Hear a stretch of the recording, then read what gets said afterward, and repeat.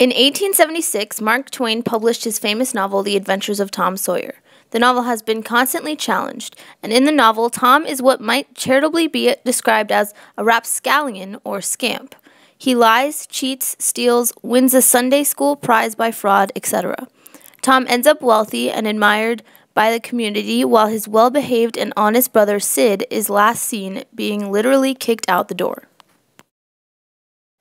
In 1885, Mark Twain published a sequel to The Adventures of Tom Sawyer, known as The Adventures of Huckleberry Finn. Likewise, the novel has been censored numerous times. In general, the debate over Twain's The Adventures of Huckleberry Finn has centered around the language of the book, which has been objected to on social grounds.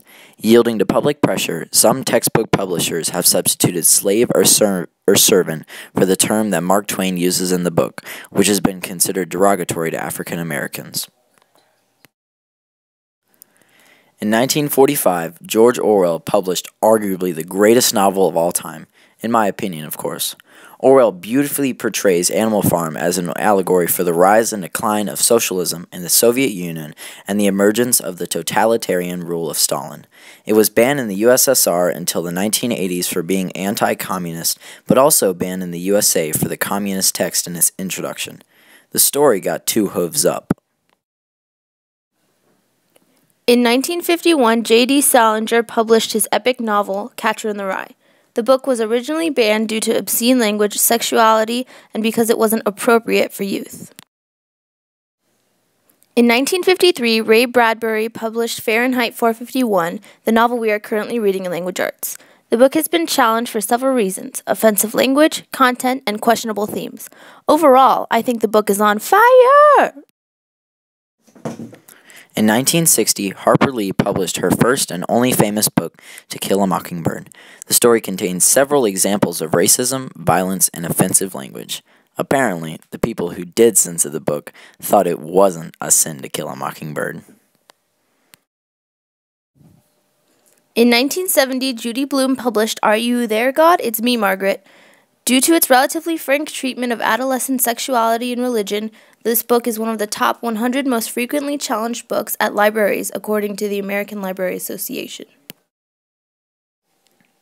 In 1971, the novel Go Ask Alice was published. However, no true author has been identified.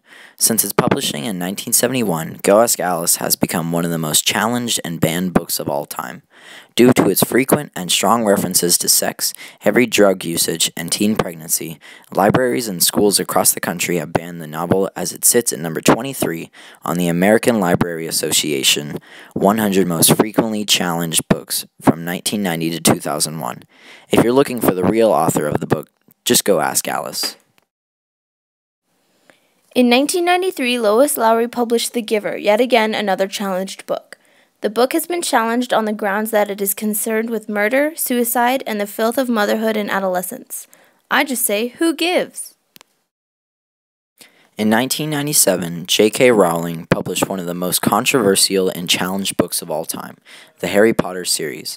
The Potter books strongly go against the Bible, for the Bible quotes, "There shall not be found among you anyone who practices witchcraft, or a soothsayer, or one who interprets omens, or a sorcerer, or one who conjures spells, or a medium, or a spiritist, or one who calls up the dead. For all who do these things are an abomination to the Lord."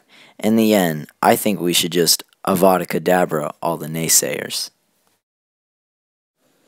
In 2005, and Tango Makes Three, a children's book written by Peter Parnell and Justin Richardson and illustrated by Henry Cole, was published. The book has been censored because many people believe the story promoted homosexuality, for two male adult penguins raise a child.